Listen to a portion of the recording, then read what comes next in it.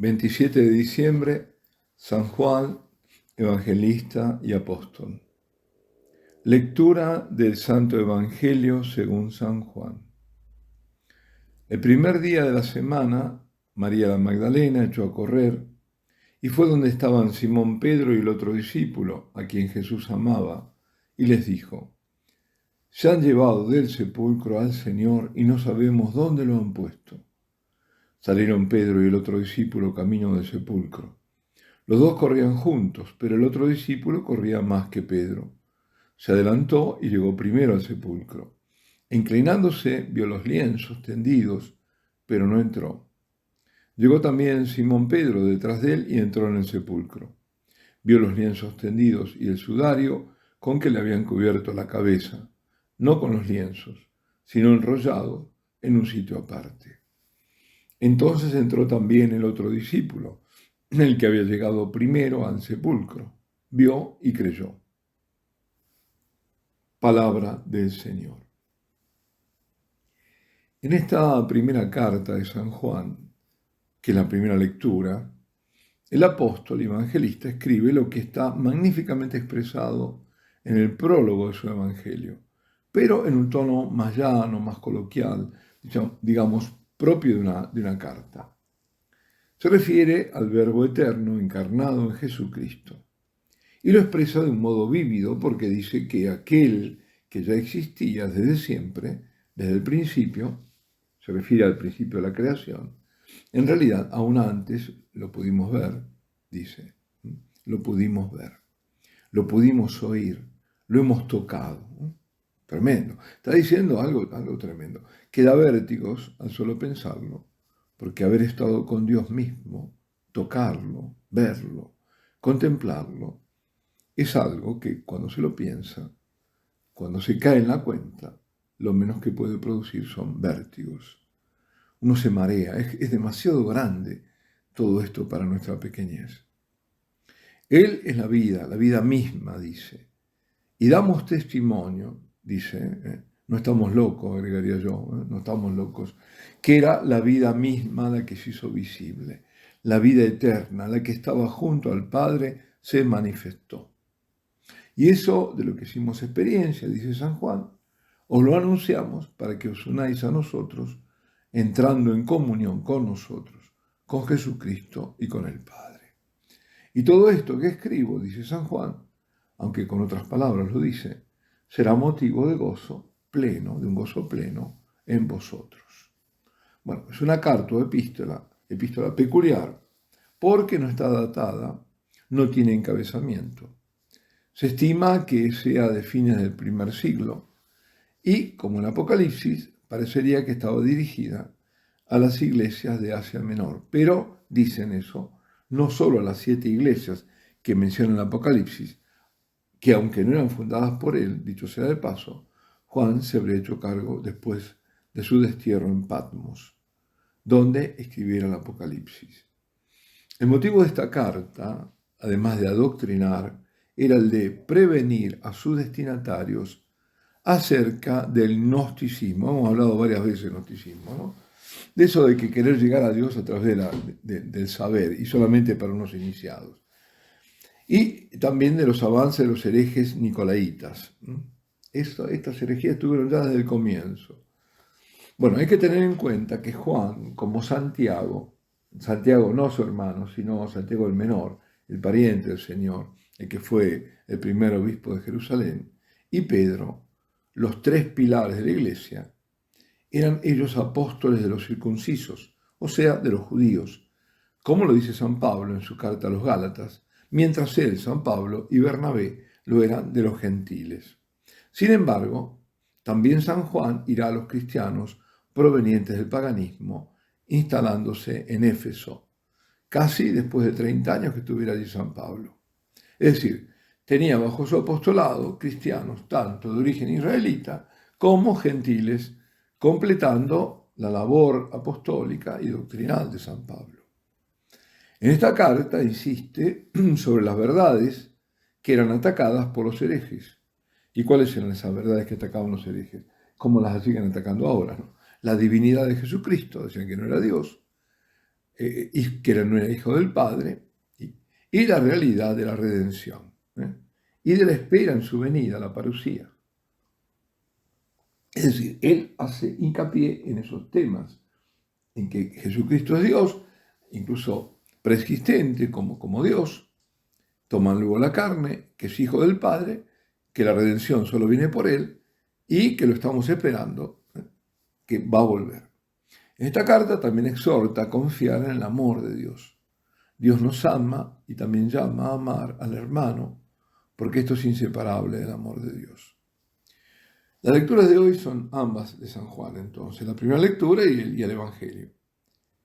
Y de su primera carta, que es una suerte de introducción, al prólogo de su Evangelio, de pronto pasamos al final del Evangelio, a la resurrección, que es el relato de hoy. Las dos lecturas son como un puente que une dos extremos, la encarnación y la resurrección. Y ese puente que une la primera lectura y el Evangelio es que en Jesucristo está la vida. Más aún, Él es la vida. La vida que viene a este mundo, la vida que vence a la muerte. En el relato evangélico, al que lo proclamamos, María Magdalena, que había ido temprano al sepulcro, se encuentra con que han corrido la pesada piedra, la lápida o piedra, ¿no? De distintas formas la llaman, pero es una piedra era redonda, no grande, que lo cerraba y ve que el sepulcro está vacío. Lo primero que atina a pensar no es en la resurrección, sino en que han robado el cadáver. Y sale, se diría a toda carrera, para encontrarse con Pedro y con Juan. Y con gran agitación, y hasta se intuye, ¿no?, con angustiosa desesperación, les dice: se han llevado del sepulcro al Señor y no sabemos dónde lo han puesto. Pedro y Juan son ahora quienes se echan a correr hacia el sepulcro. Anota Juan que él corría más velozmente, claro, más joven además, y llegó antes que Pedro, pero no entró. Hay quienes ven en esto, en esperar que Pedro llegase y entrase el primero, un reconocimiento a la primacía de Pedro, al Papa. Lo que sí sabemos es que Pedro era más arrojado. Basta recordar el episodio de la barca, cuando vieron a Jesús caminando sobre las aguas. El único que se lanza al mar agitado es Pedro, y echa a caminar además. También en la pesca milagrosa, cuando Juan le dice que quien está a la orilla es el Señor, ya resucitado, ¿no?, se arroja Pedro al mar para ir al encuentro de Jesús. Ahora en el sepulcro, Pedro entró y luego Juan. Vieron lo que vieron y creyeron. ¿Qué vieron? Bueno, los lienzos tendidos y el sudario con que le habían cubierto la cabeza. No con los lienzos, sino enrollado en un sitio aparte. Y se volvieron a casa, pues allí ya no estaba el Señor. Pero atención, que ellos no creyeron que había resucitado, sino creyeron que el sepulcro estaba vacío, como les había dicho María Magdalena. Por su parte, María Magdalena no se marchó, sino que ella se quedó llorando junto al sepulcro. Y fue, sí, entonces que se encontró con Jesús. Qué paradoja, ¿eh? Pedro y Juan, quienes deberán ser apóstoles, o sea, enviados al mundo para dar testimonio que Jesucristo resucitó, en ese momento no lo son. Vuelven de donde habían venido, perplejos porque el sepulcro estaba vacío, pero sin saber el por qué estaba vacío. María Magdalena, la que tanto amaba al Señor, se quedó llorando. Bueno, eso no quiere decir que Pedro también amaba y Juan, pero ella era muy especial. La contemplativa María, no nos olvidemos, es el ejemplo de contemplación. Se sumía en ese momento en la noche de la mayor desolación. Ni siquiera podía acceder al cuerpo sin vida del Señor. Y María fue premiada con el encuentro del resucitado, convirtiéndose en la primer apóstol. La quería anunciar a los discípulos que Jesús estaba vivo y ella lo había visto. Jesús la convirtió en la apóstol de los apóstoles. Recordemos quién fue San Juan, que esa es la fiesta de él hoy, el apóstol y evangelista, ¿no? Era el más joven de los apóstoles. hermano de Santiago el mayor, y había sido discípulo del Bautista, antes del comienzo de la vida pública de nuestro Señor. Y un excursus, qué curioso, nosotros llamamos, ¿no?, Santiago, decimos, que es, en realidad, en San Santiago es una redundancia, porque Santiago ya está implícito el nombre del santo. San Yago, San Jacobo, ¿eh? Era Jacobo era el nombre de Santiago. Después se hizo Santiago, se unió todo, Santiago. Siempre es el mismo nombre, Iago, Santiago, Diego, ¿no?, Jacobo, Jaime, siempre es el mismo nombre. Bueno, perdón por esto, sigo. Digo que era entonces hermano de Santiago el Mayor y había sido discípulo del Bautista antes del comienzo de la vida pública de nuestro Señor. Es apóstol. Ya al ser apóstol quiere decir que forma parte del círculo más próximo de los discípulos de Jesús, uno de los 12. Es miembro del colegio de los 12 apóstoles y de todos es el más joven. Siempre se lo ha considerado como el apóstol de la pureza, aquel a quien el Señor amaba. El Señor, que a todos amó, tuvo amor de predilección, por supuesto, primero por su madre, también por San José, por Lázaro y sus hermanas, en particular por María Magdalena, a quien nace apóstola apostolorum, como dijimos.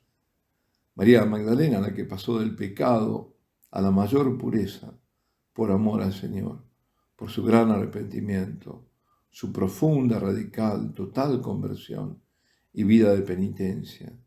Y compartió esa predilección con aquel que no perdió su pureza, Juan.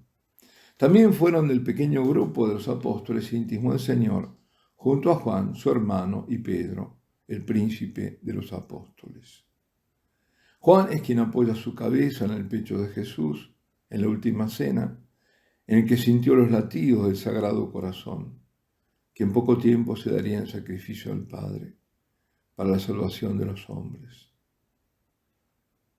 Juan es el que vimos correr al sepulcro vacío junto a Pedro. Juan es el único apóstol bajo la cruz de Cristo, junto a la Madre del Señor y a las pocas mujeres. Juan estuvo ahí y recibió a María en nombre nuestro, como su madre, y así nuestra madre. Juan nos representó a nosotros como hijos de María. Y Juan lleva a vivir consigo a María y tiene el privilegio de celebrar la Eucaristía, de partir el pan en la presencia de la Madre de Dios y de darle a ella, a su Hijo, en el pan consagrado.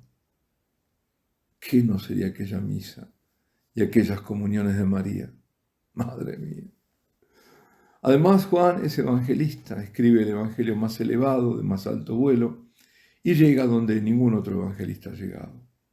Es el suyo, el evangelio del Logos, del Dios encarnado, Logos, verbo, palabra, del Dios encarnado, porque recibe inspiración del Espíritu Santo como ninguno.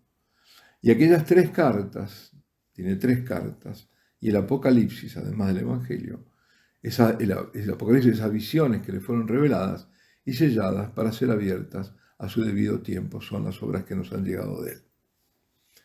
Es el apóstol del Logos, decía, del amor, el que revela que Dios es amor, y que si no amas al hermano que ves, no puedes amar a Dios a quien no ves.